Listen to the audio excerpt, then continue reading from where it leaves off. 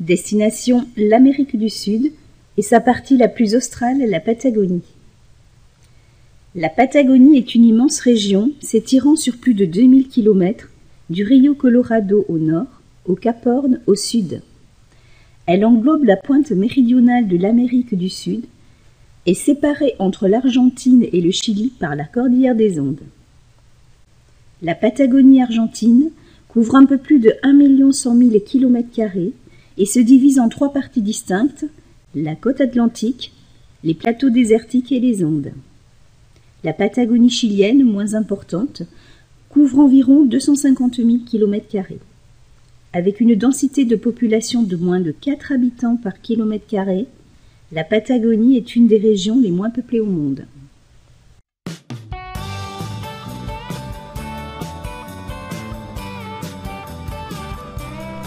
Nous visiterons la péninsule Valdés et son abondante faune marine.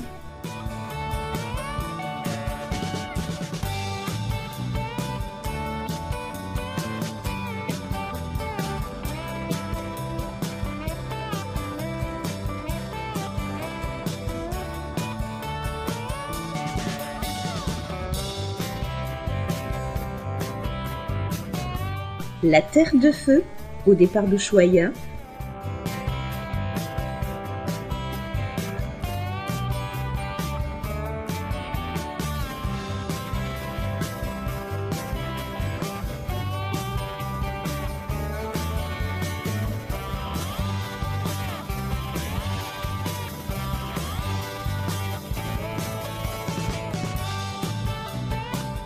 Le parc des glaciers, ses sommets et ses glaciers emblématiques, et au Chili, le magnifique parc national Torres del Paine.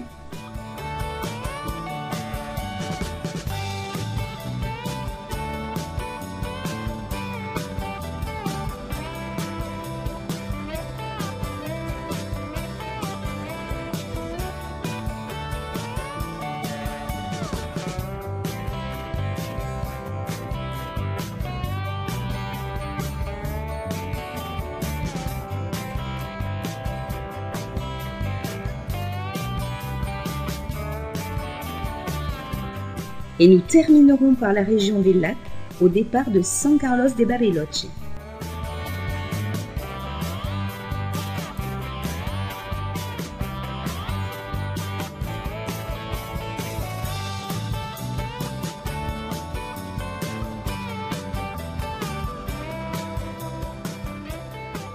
Première étape, la péninsule Valdés et ses environs, à 2 heures de vol de Buenos Aires. À 280 km en voiture, au sud de la péninsule Valdés, Punta Tombo. Située sur une étroite bande rocheuse, s'avançant dans l'océan Atlantique, cette réserve de 210 hectares abrite l'une des plus importantes colonies continentales de reproduction du manchot de Magellan.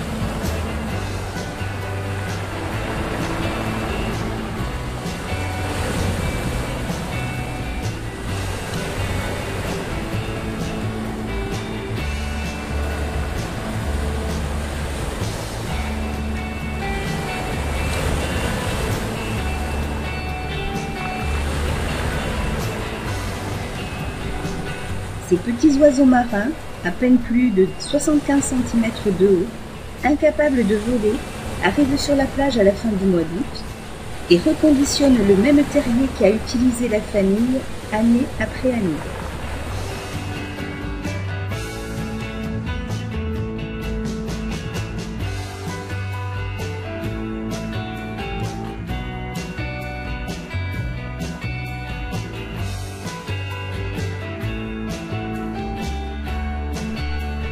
Au début du mois d'octobre, les femelles font une ponte de 2 œufs qui sont couvés pendant 40 jours, aussi bien par le mâle que par la femelle.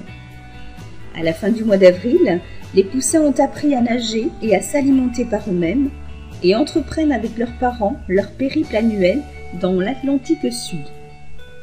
Leur nombre est estimé à près d'1 million.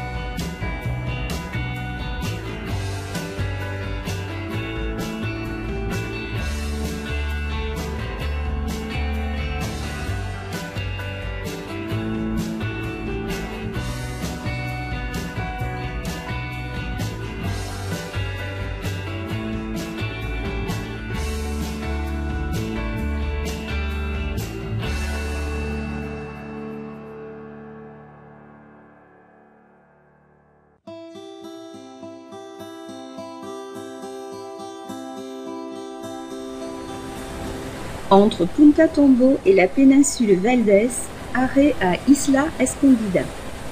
Sur cette plage, peu connue des touristes, se prélassent des éléphants de mer que l'on peut approcher de très près.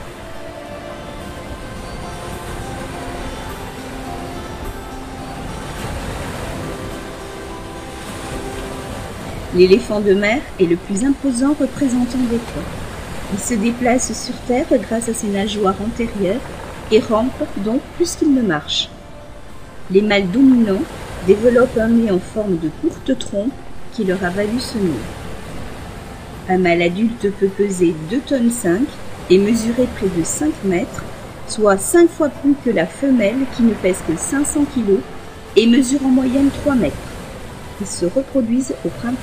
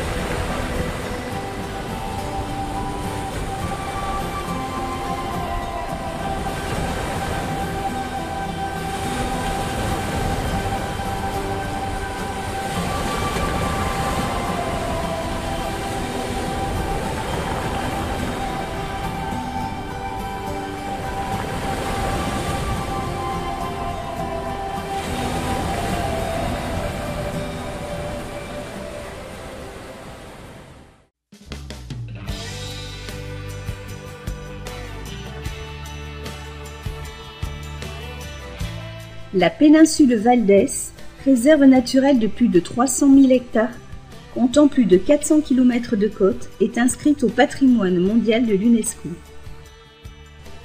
Reliée au continent par un isthme étroit, cette terre aride, que l'on imagine déserte de toute vie, concentre sur ses côtes une faune marine abondante et variée.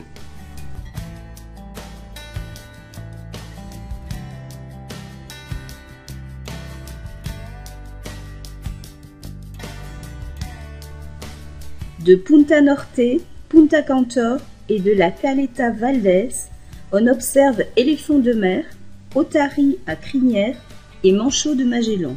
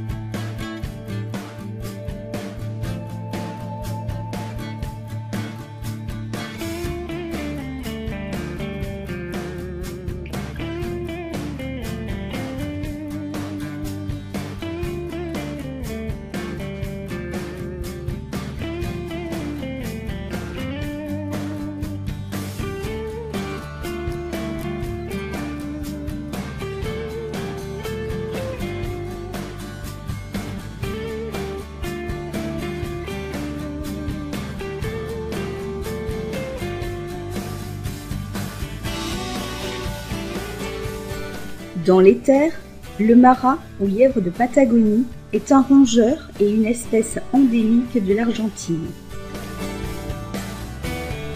Le nandou de Darwin, parfois appelé autruche d'Amérique du Sud, est une espèce d'oiseau absolument incapable de voler.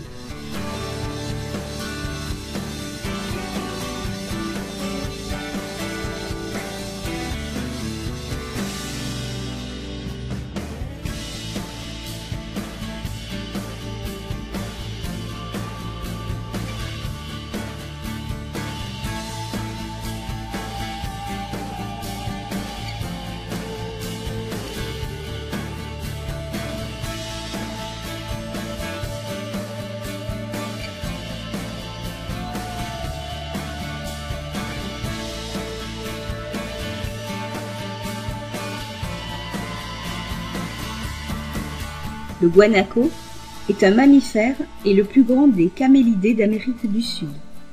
C'est un animal sauvage, contrairement au lama, un proche parent qui a été domestiqué.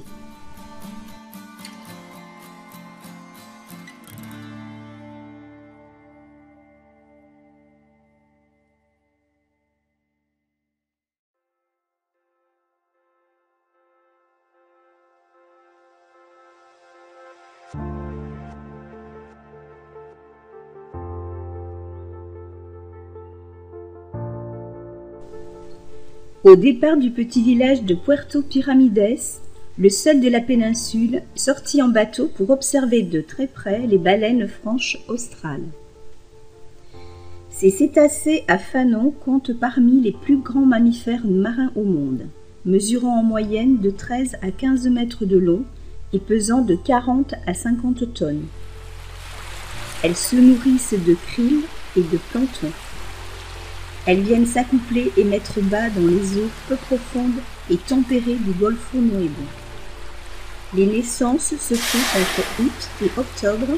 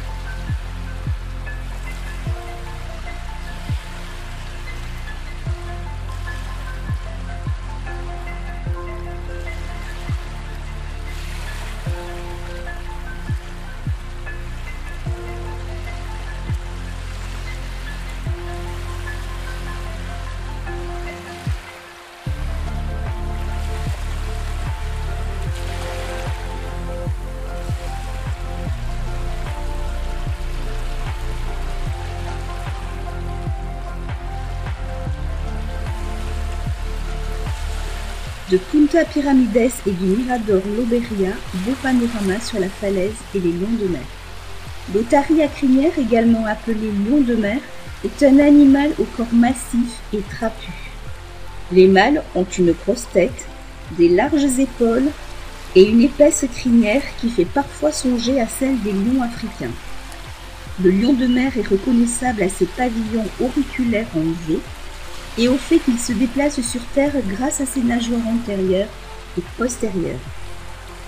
Les mâles pèsent en moyenne 300 kg et mesurent un peu plus de 2 mètres, la femelle 3 fois moins pour une taille sensiblement identique.